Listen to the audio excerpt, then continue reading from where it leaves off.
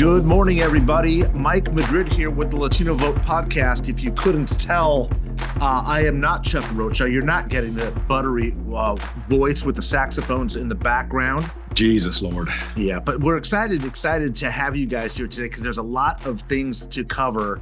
It's one of those peculiar days where here in California, it's raining and storming and cold. But out on the East Coast, things are beautiful. It's looking like a Southern California day from my understanding. Is that right, Chuck? I'm looking out my windows in my palatial townhouse here in D.C., and there's not a cloud in the sky. Now, it is colder than a well digger's ass. I'm going to promise you that. I got up this morning before the sun comes up like I do every morning and rode my bicycle to the gym, and I couldn't feel my fingers when I got there. But look, it's becoming spring. I know I'm really super excited about our guest today because she's also in D.C., from my understanding. And I've been spending a lot of time in the streets of D.C. And for those of you scoring at home, that's taking my life into my own hands, because if you think Democrats and Republicans just make up crime statistics, I've been living it every day. Yesterday, a block from my house on 17th Street, there was a shootout. And what I've learned in the last few weeks of walking doors, and everybody here knows, and let me just say this in case you don't know, if you follow my social media for 10 seconds, you know that my lovely wife-to-be is running for Ward 7 City Council in D.C., Ebony Payne. Everybody knows Ebony. She is way more than I'll ever be. She's way prettier and way smarter, Mike Madrid likes to say, right? All true. Yes. Keep going. And the funny joke that Mike loves for me to tell about Ebony is that when we first started doing this podcast, Ebony was so proud and she started listening. She's like, that Mike Madrid, he's really smart. I agree with Mike. I was like, baby, do you never, ever say that in public ever again? You're going to ruin my reputation. But yes, my wife-to-be is running for city council, Ebony Payne, for Ward 7, for all of you listening at home. If you want to support, the great thing about DC elections is we have public financing. So the most, this is why Mike Madrid's already maxed out, the most you can give is just $50. And that's it. That's the most you can give.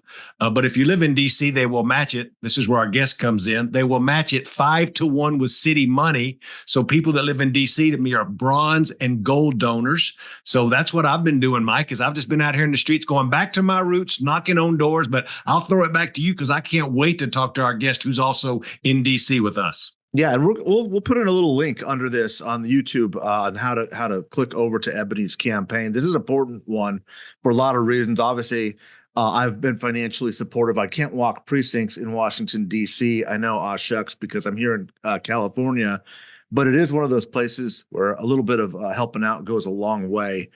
And we're excited to let me tell you why I'm excited about our guests today. First is Californians are going to be outnumbering the Texans on this show for the first time in a long time.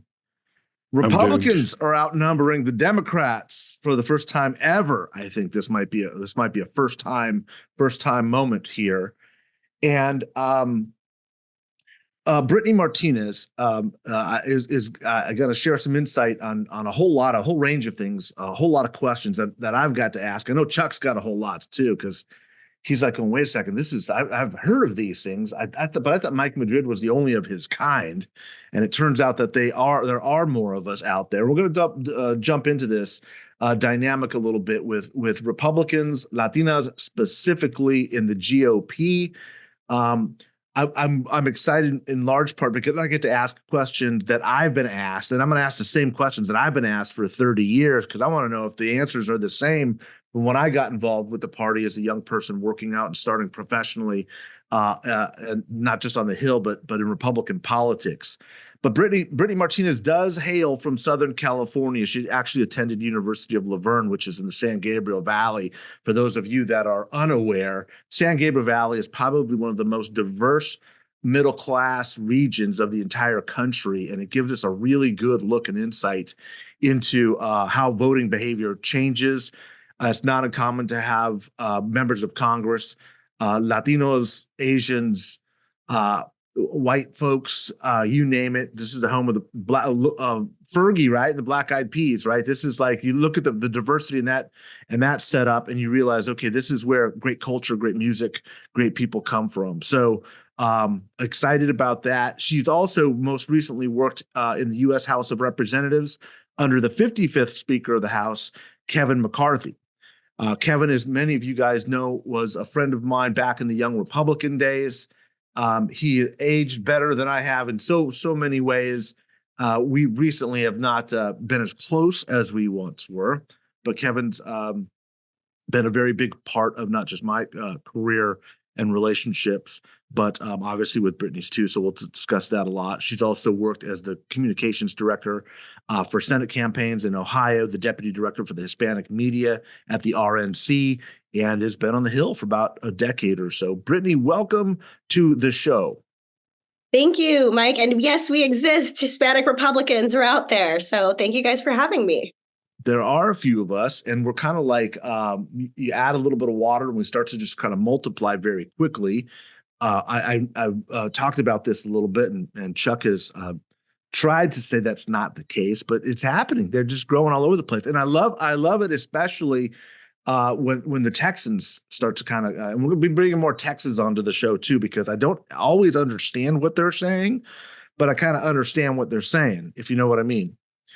Brittany, tell us a little bit about your journey. Like I obviously in the introduction explained kind of where you came from, where your people are, but how does a young woman in modern America today become engaged in the Republican Party and start a career, and just walk us through your trajectory a little bit? I think our listeners would be interested in that. Yeah, sure. So I am Hispanic American through and through. Dad's side of the family came from Cuba, and mom was born here, but her family's from Mexico. And so I grew up in LAUSD school district, and I remember being in the 3rd or 4th grade, and that was when Bush and Gore were running against each other, and the kids at school would be like, Gore, Gore, Gore. So I don't know anything about politics. I'm a child. So I remember going home specifically one day and being like, oh, so we like Gore, right? To my dad, he's like, no, we like Bush in this family. And listening to the debate and understanding it to the capacity I could as a kid, and thinking, you know what, I do like this guy.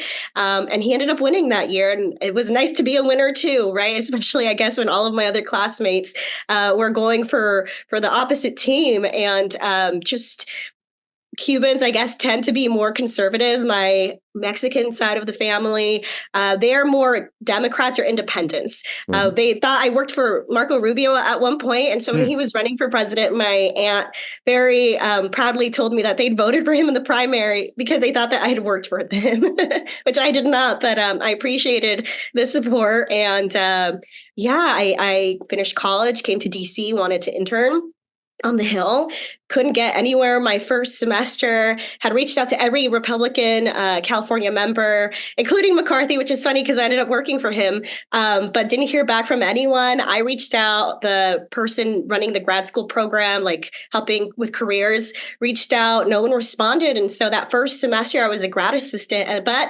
next semester, a couple months later, I got to be on the Hill for the first time, and that was in John Boehner's office. And so I went from there to Kathy McMorris Rogers when she was a conference chair. It's just like years ago, right? It's so funny to think where everyone has ended up. And worked at the RNC for a while, worked on a Ohio Senate campaign. When I came back, I said, I want to meet more Republicans from California. We'd gone from, when I first came to DC, between like 15 and 17 to, this was in 2013, right? To back in 2019, I think we were at 5. I'm like, there's so few of us, there must be people here that I can meet, and got connected very accidentally through to McCarthy's office through someone I knew, and ended up being that they had a position open. And so they asked me to interview for it, and was there for 5 years. So very fortunate. You hear those stories where it's like timing and luck, and you think like, forget that, like that's never going to happen to me. And it very much was one of those moments. So that's you just kind of, you went there cold. Yeah, you just literally showed up on the Hill and started knocking on doors, and that's how you broke in. Well, I guess it was emails, because they'll say, don't come in and drop your resume off. Right. But basically, yeah. And I guess I'm sure we'll get more into this, but my advice to folks starting out, I guess, is just be persistent and keep at it. Easier said than done. We all come from different financial backgrounds, and you might not be able to afford to be an unpaid or low paid staffer forever. But if this is what you want to do, it's just kind of the nature of the beast. So what's the network like? amongst, Republicans on the Hill when you're looking for other Mexicanos, Cubanos, Latinos? I mean, Yeah. No, that's a good question. So on the Hill, there's different staff associations, and I've been involved in some of them. So like the Women's Congressional Staff Association. And then also I was involved with the Congressional Hispanic Staff Association, known as CHASA. That tends to be more liberal than Republican, but I helped out with some of their election stuff when they were, electing a new board a few years back. But yes, there is definitely an appetite for that sort of community. It's not always there, but staff associations like that really help to allow interns, staffers who are just starting out the opportunity to join and meet folks that might be like them. Even if, when it comes to CHASA, it's folks from different sides of the aisle. But I think that's cool. I think being different is what makes us stronger. So not everyone always feels that, but I think that's the case for the most part. Well, thank you again for joining us. And you're right. Mike's right. Like, I thought Mike was the only Republican Mexican I know, but Latino that I knew. And I'm obviously the less educated of the bunch here. I kind of keep this show alive with my good looks and my voice, but Mike is definitely the brains of this operation. But the one thing that makes you have commonality with me even being as somebody who ran Bernie Sanders' presidential campaign is a long way from working for Mr. McCarthy, is that, the story that you described is, coming here, you're hungry, you're trying to find a place for you, right? Ideological be damned. You have to find a job and you want to line up where you have done previous work, which just happens to be in the Republican Party. And I like that you explained how you got there, in your synopsis there early on. When you're in those rooms and you finally get in those rooms and you're a junior staffer, that's where I started feeling myself and thinking about other folks. And I've mentored lots of people that are you. On my side of the aisle. And I should say on both sides of the aisle when it comes to the Hispanic Caucus Institute that I was on the board of for 8 years. Of when you're there and you're trying to figure out, especially in a really white space, white being there's not a lot of Mexicanos, there's not a lot of Hispanics, like how did you find your way of, and this is what I ask, I say kids because I'm old now, but young people, when do you find that spot? And it's not the advice question, and I want to get to the advice question, especially as a young woman, because I think there's very few women of young Latinas in this work. But how did you pick your spots of like, this is when I should say something? This is when they're getting it wrong. This is when the translation is just translation. It don't sound like Spanish and it should be rewritten in Spanish. Or how did you pick your spot to be like, now I need to say something. I've been quiet. I've been here long enough. How would you explain that journey? That is such a good question. And I would compare it to perhaps when it's like a Black woman who shares her opinion. It's like, oh, you're an angry Black woman, right? When a Hispanic woman shares her opinion, you're a hot-blooded Latina.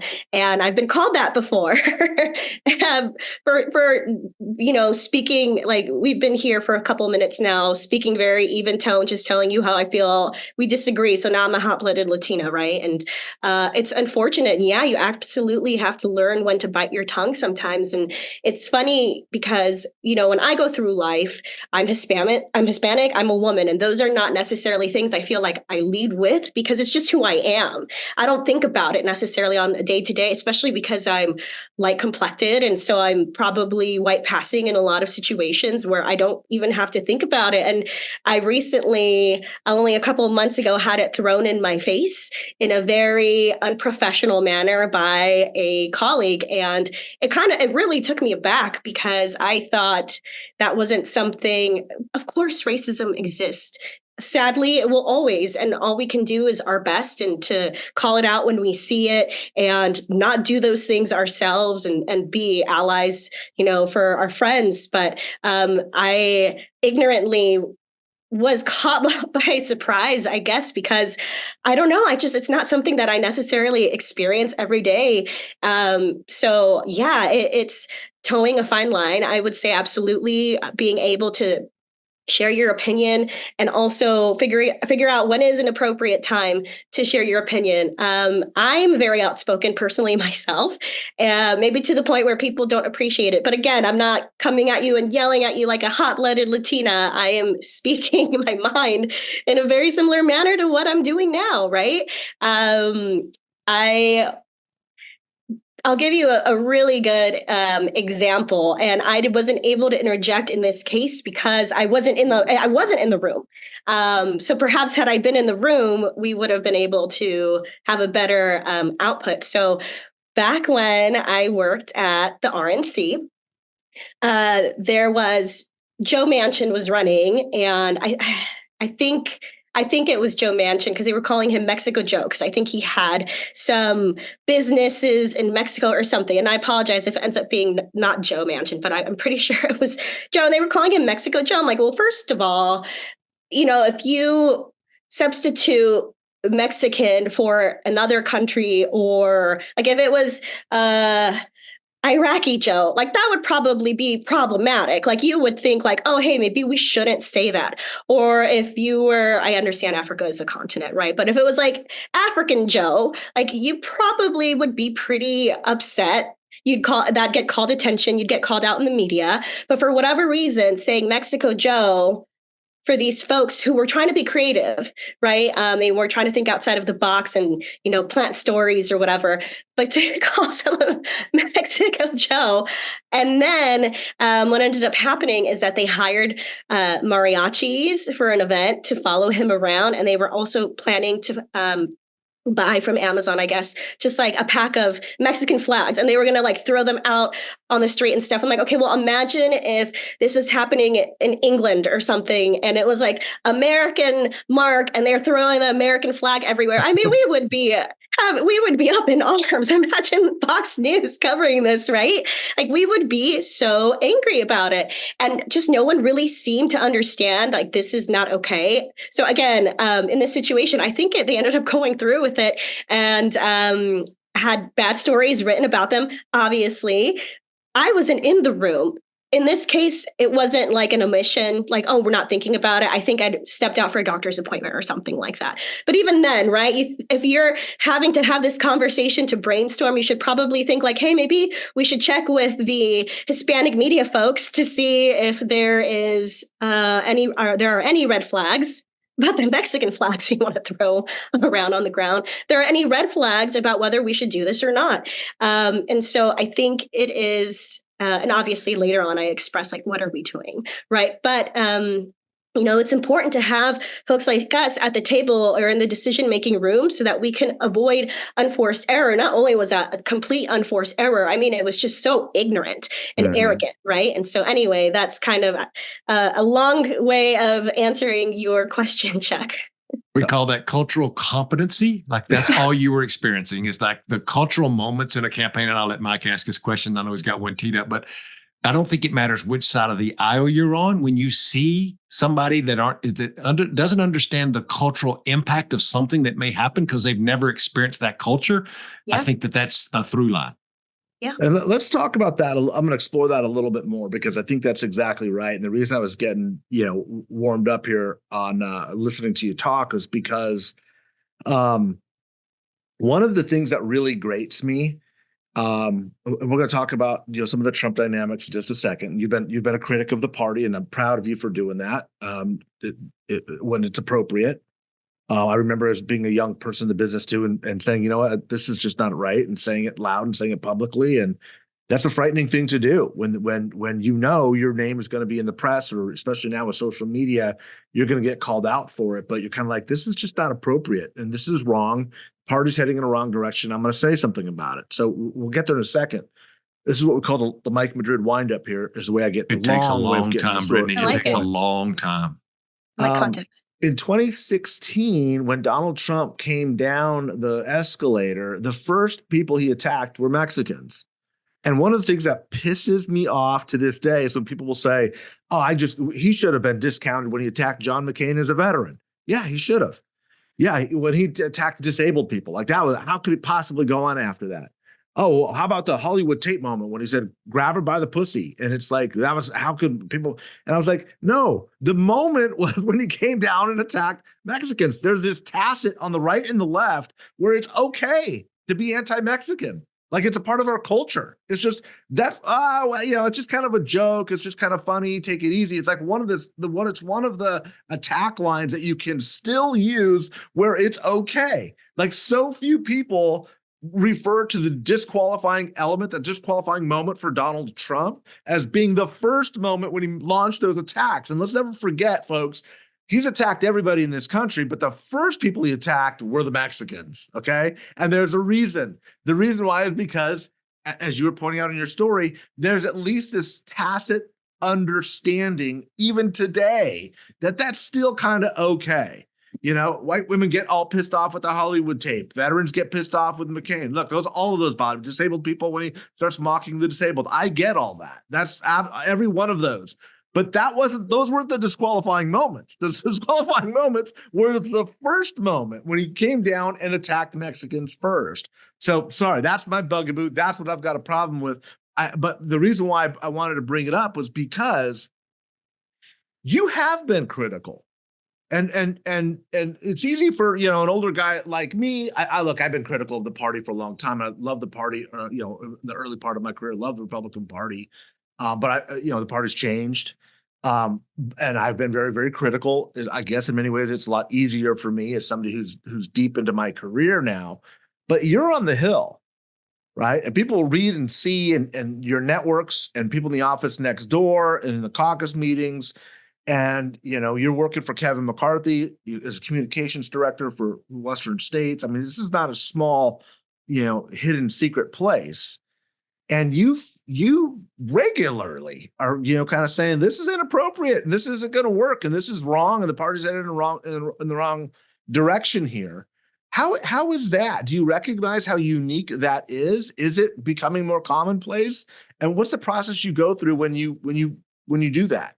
Yeah, I mean, this is the first time in my professional career where I'm able to express the way that I'm feeling, because when you are on the Hill or a campaign, it's not your job to be in the story. It's to make good stories for your boss and for your principal. And so that's what I've been doing for the last decade. And now where I'm sort of in this in-between, I get to finally say what I've been thinking for all this time. And you're right, I'm in my early 30s. I'm still, earlier in my career, but have some credibility, I guess, under my belt, hopefully at this point, where had I been able to be vocal back when I was in my early 20s and back when Trump descended down those golden escalators, which I agree with you. I remember sitting in the office and all of my colleagues, and we were laughing. We were surrounding the TV and laughing because it just felt so satirical. But it is exactly, when people tell you who they are, believe them, right? I mean, that was the moment that we should have known. So had I been able to be outspoken back then, it doesn't come perhaps with the same credibility that it does now, especially because I have been able to work at sort of some higher level places and be in the room with the folks. And you're right. So now that I have a voice that I can express myself, I'm going to, because like you said, or alluded to, so many of these conversations that we're having right now in this public format are being had behind the scenes with members, with top advisors and staff. And you'll be in the meeting and all of a sudden you'd get a Trump tweet where he says something in all caps and you're like, oh my gosh, can someone take the Twitter away, right? Like someone take the phone away. And are those conversations happening, Brittany, at the staff level? Does staff talk about that? And do they Are they excited by it? Do they hate it? Do they wish he'd go away? Are they glad that he's back? Is it a mix of all of those? To be honest with you, and this is just my perception of it, I feel like, and I don't necessarily mean my former staff, I just mean staff folks on the Hill in general. I don't think that they love where it's going, but you know what? There's not enough people like us saying the quiet part out loud who are in the room talking about it and then don't say it publicly. And then they'll support and defend. If I wanted to defend Trump, I would have worked for him. But I didn't. I wanted to work for other folks. So yes, I think for a large part, people are saying what we're saying. They're just not saying it publicly. One, because they're in a place where I was just a few months ago, where you're not supposed to. You're not in a position to. But I can't tell you the amount of support that I've received on social media. And I see them in my likes. They're in my DMs. It's like people who are current staff, former staff, for places like RNC, NRCC, for members and that sort of thing, senators, like are in my DM saying like, get them, like, don't stop, like say what we can't. So it's out there. And when you're a staffer, it's different because I don't know that you have more to lose. When you're running for office, you obviously have plenty to lose as well, but perhaps you're not protected in the same way. And so you don't feel that like you have the ability to do so. Whereas the member, I mean, I put a lot of this blame on the electeds themselves who feel this way, but don't say anything about it. And I think if we had more people, and especially people in positions of power, saying this, we wouldn't be in this scenario anymore. Let me pull on that a little bit. I'm steal that from Mike as well. He likes to pull on the threads, and so I'll say that's what I'm going to do here. So you've been in the Republican Party before Donald Trump. You've been in the Republican Party during Donald Trump, and now you're still in the Republican Party when he could be coming back. Right. Now, my question is that me and Mike Madrid were on the opposite sides of many things. And early on, before Donald Trump, we would have a philosophy about what's best for our people, being our community, our families. And we could disagree, him as a Republican, me as a Democrat, is that my way to make their lives better is better for the people. And this is the way I want to do it because it's going to make their lives better, being pro-union, being pro all the workers things, whatever the thing was. And Mike Madrid says, my party's plan to make their lives better by investing in corporations and businesses that then hire Latinos and then go in and invest in blah, blah, blah. Like we could have what I would call an old school Democrat-Republican argument, disagreement about policy. But at the end of that policy, it was me wanting to make sure my community was heard and empowered. Mike Madrid would say at the end of his policy, he wanted to see his community empowered, respected, and all the things. We wanted to get to the same place. We had two different roadmaps and we disagreed, and we could debate our disagreements on whether to invest in unions or corporations. I just use that as a black and white alternative, Chamber of Commerce versus AFL-CIO back in the day. But what my question is for you is that I don't see that much anymore on people. And I've done this for 34 years. And now everybody's either team red or blue. They run and they use all this fake stuff, whatever it could be, to be like all this other stuff. And there's no debate about policy to make people's lives better. It's just like throwing dirt at each other all day. And then crazy stuff you see on the internet. That's the Chuck Roach and Mike Madrid wind up to just say that what's been the biggest change in your party amongst your peers pre-Donald Trump till today, other than just there's a faction that's with him no matter what, and there's a faction that's not. But is there any things that people miss that you can now talk about that's really changed since you started as a Republican and still a Republican today? Yeah, I mean, I think that I think the rhetoric is more extreme. And I hate that because as a moderate myself and as a communicator, I know that language matters and the way that we talk to people matters. And so I feel like we've sort of thrown that to the wind and, just flying by the seat of our pants or something. But the way that we address each other also, and I would say, I know you're speaking about my party specifically, but I would say what I've seen on both sides of the aisle is that there is sort of an anger of not wanting the other side to win, if that makes sense. So it's not that I'm pro-Trump, it's that I'm anti-Biden, or it's not that I'm pro, this Republican policy. It's because the Democrats want the opposite policy. So therefore, I'm going to support the Republican policy just because I don't want the Democrats to win. And so I think there's been a lot of that. I think that we've seen that especially in the 2020 election following January 6th. And I don't see that going anywhere unless we are able to bring forth different candidates for the general election. And so, I mean, listen, 78% of Americans don't want a Trump-Biden matchup. I fall under that. I'm a Republican. I'm not a Democrat. So I don't think Biden has done the best job myself either.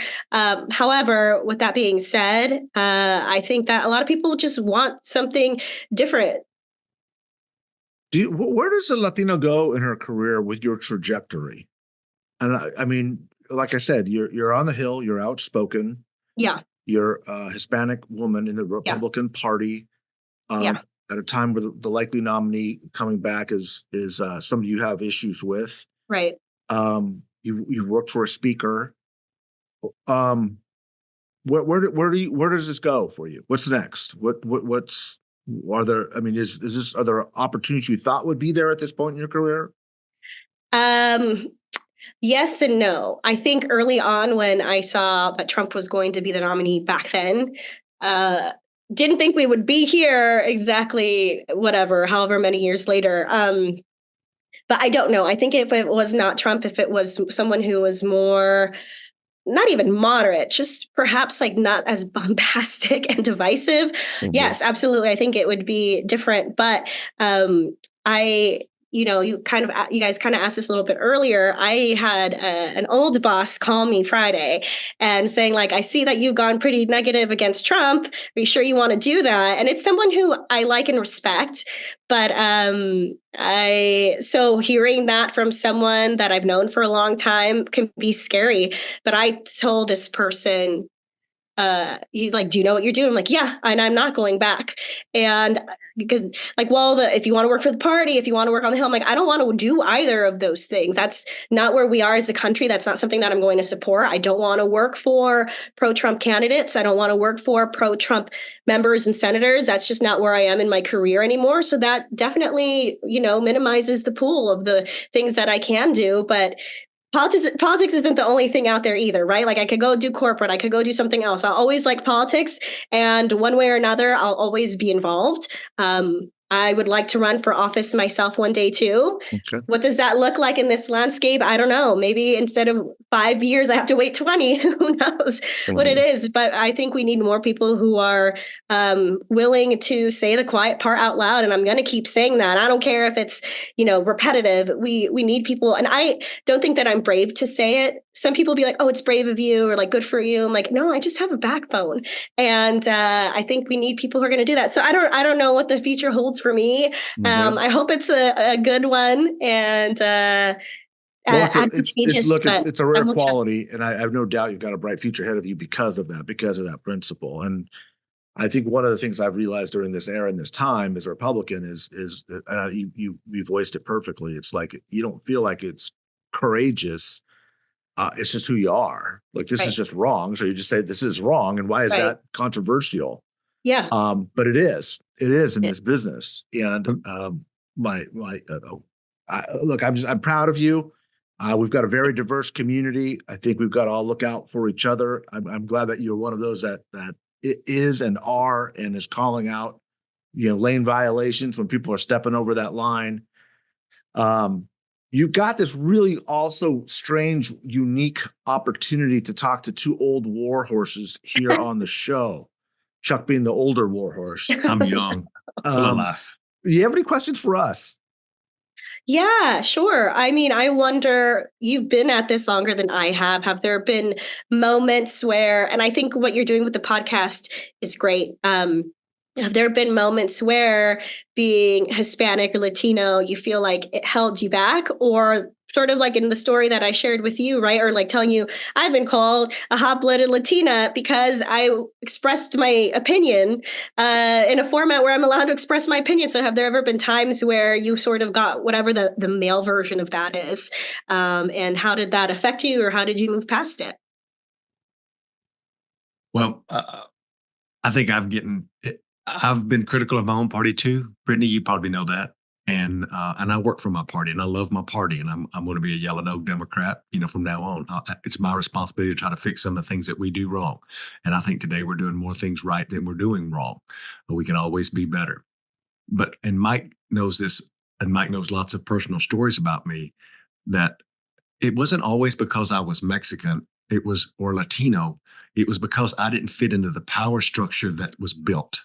And the power structure is built just around a lot of white people because they've had power in our country for a long time. Mhm. But I also remind people that more of those white people have helped me than other Latinos because they were just in power and they were in a position to help me. And my God, they helped me so much. Yeah. But the times when I would get judged, because let me be very clear and dramatic about how I say this, Brittany, but you think you're mouthy? Girl, like I have started mouthy, like back when it wasn't even cool mouthy. And it's cool when you can be mouthy when you're pretty and you're smart and you went to college and you got these things that you got, even though you weren't some rich debutante. You were this Latina girl from California. Well, put that on the back of a guy who talks like this, who wears a funny cowboy hat, who never went to college, who's got a criminal record, and was a teenage father. So I'd show up someplace and they would automatically judge me. And But looks like that. And looks like this, right? That it wasn't as much because I was brown. People weren't like racist to me because I was 6 foot tall and weighed 240 pounds. It was just meaner now. They were scared I'd whoop their ass, which I probably would have. I think they're portraying on me that I didn't belong because I didn't fit their mold. And I think for you and others, it could be because you're Latino or Latino. And me, it was because how does this guy who never went to college, who's got a baby and all the things, like he don't belong here. And so I felt like I didn't belong here.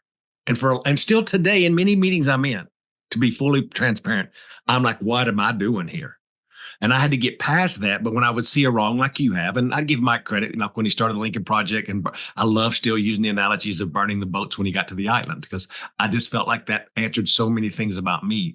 That's what I just feel like a lot of times our people who are poor, come from working class families, just don't feel like they belong, more so than it being about a brown thing. It's great to hear Chuck voice it that way because he's exactly right, at least for me. Like you, I came from Southern California. I was a Mexican-American kid from Ventura County. My folks, when I went to college, had never had that same experience or trajectory.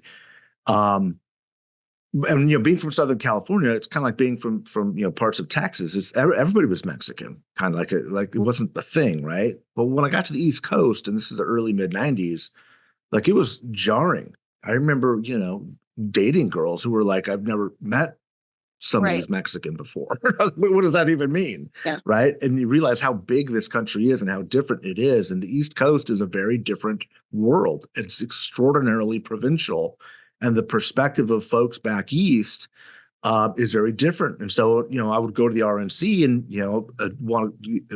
the political director at the time, great guy named Ed Brookover, would have me in, and I'm talking with political guys from Kentucky and from Alabama and New Hampshire, New Jersey, New England states, Mid-Atlantic states, and to them, I might have been an alien.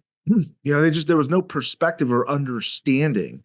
It's kind of like the story that you were just telling about Mexico Joe. Obviously, it's deeply offensive, but those guys probably weren't even aware that they were how dumb they were being. And that I'm not excusing it, by the way, at all. That's even worse. Ignorance isn't just an excuse. It's not an excuse. It's even more reason for condemnation. And that was really most of my trajectory. And one of the things that really I think was frustrating for me was I could see the math, back in the mid-90s going, hey, like in the 2020s, we're going to have a non-white majority country. And I'm interested to see what the party's doing about that. Now, most, political parties don't think about 2 election cycles away, let alone 10 election cycles away. So I was probably in the wrong place because there was no interest in what I was talking about. And there was no awareness of what I was talking about. And so I came back to California. I just realized they're not going to figure this out in DC for a couple more decades.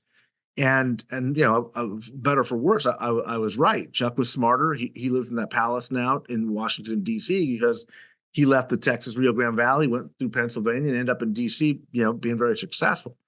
And that's great because there are not enough Latino voices on the Hill on either side. But obviously, the Democrats are doing a better job of it than Republicans are.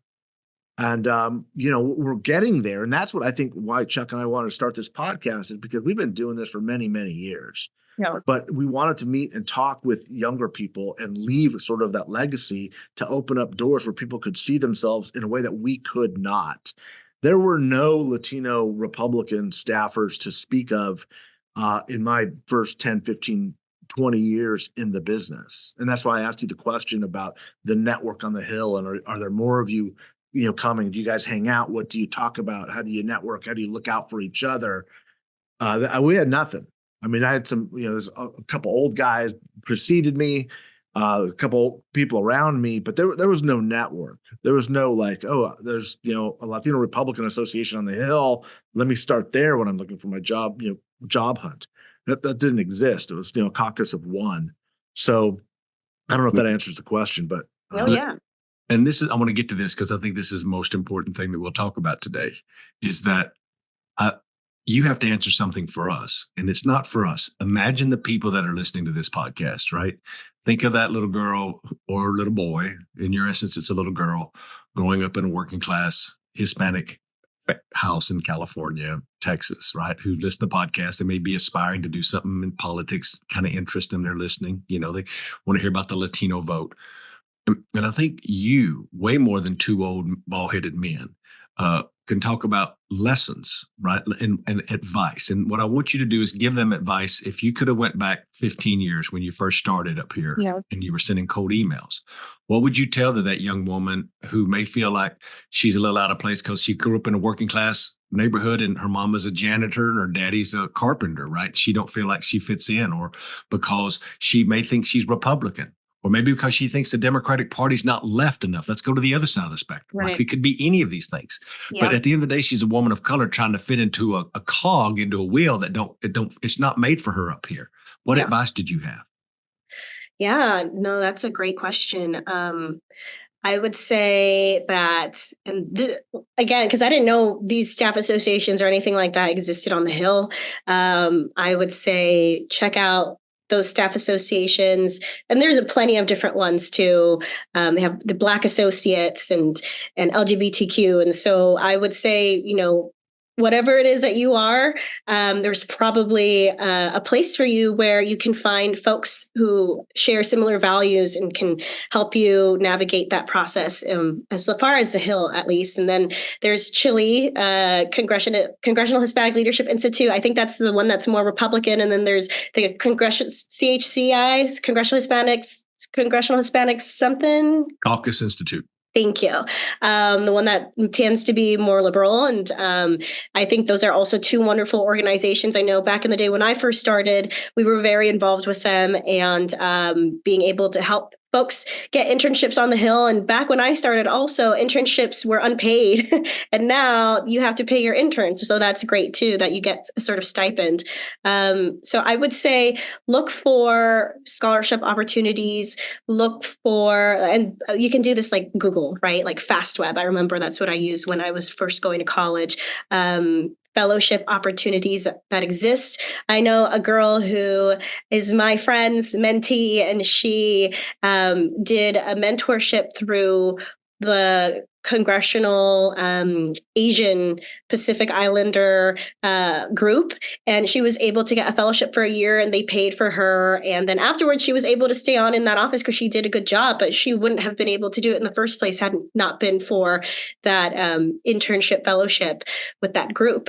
And I think that's fabulous. And so there are opportunities that exist out there. You just have to be on the lookout for them. And then for women too, there's the Women's Congressional Staff Foundation. And so they provide internships every summer, and they help students get placed in congressional offices. And they're always looking for, women of diverse backgrounds. And so I know that's specifically towards women, but I would just say that the opportunities are there. You just need to know where to look for them. And I'd say just Google.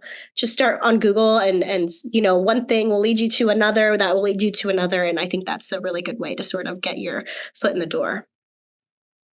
Well, Brittany, I want to thank you for your time, and thanks for joining us. Like I said, it's kind of nice and unique to have staffers generally. The shows, kind of focuses oftentimes more on journalists and kind of thought leaders and opinion leaders outside of the Capitol. But when your name came across the desk, and by the way, folks, listeners, this is the way we often find our guests. Somebody will say, this is somebody you really need to speak to. And I'm glad that your name came across, because we wanted to talk to somebody whose career trajectory was pre-Trump in the Republican Party, has gone through it, is looking at it now, trying to examine where it is.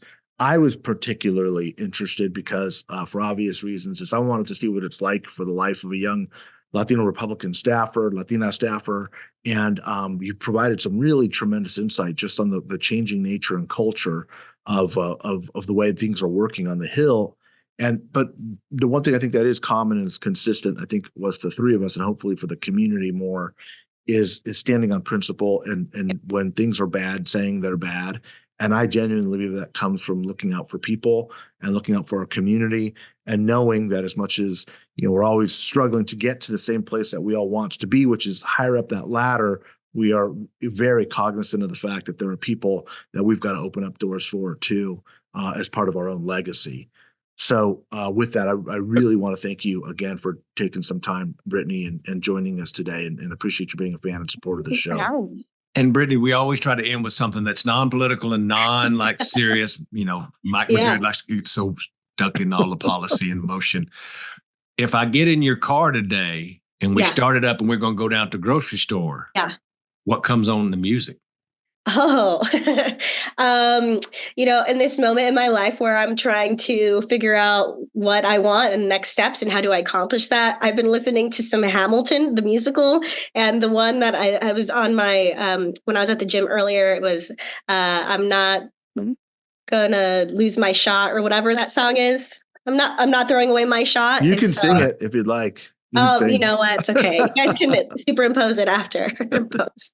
This is why I love this podcast, Brittany, because Mike Madrid would be shocked to know that every song from the Hamilton play is on my playlist. I love it. And I love it. It's one of the few things me and my son have in common when it comes to music. And my son, who is a poet plus a union steam fitter in Pittsburgh, he loves the lyrics of the way that they put that together. Lin-Manuel put that together in modern things. But anyway, we should have a side conversation, Brittany, because I know you live in D.C. I want to talk to you about Ebony, about you starting the Republicans for Ebony Payne local chapter in Chuck's your community. That's why Chuck's so good at this business. Right. We in our household, we're saying no pain, no gain for all of y'all out there that are listening. But Brittany, I just want to thank you, and I'll let Mike take us out. Well, again, I just want to say great episode. Great talking with you. Looking forward to kind of expanding this relationship. Thank you for being a voice for our community and a voice for the podcast. Thanks for joining us. And again, one last plug for Ebony Payne. Make sure that you're opening up your wallets and contributing to this campaign. She needs your help. She's probably going to win this because she's got some really top-notch advice from what I hear. I've contributed out here in California, so if I can do that, if you're anywhere between California and Washington, D.C., make sure you're helping out and helping us support her. Until next week, thank you both for listening. Thank you for tuning in. Make sure you're out there sharing, liking, supporting, and looking out for each other. So next week, Chuck, until then, thanks for joining the Latino Vote Podcast.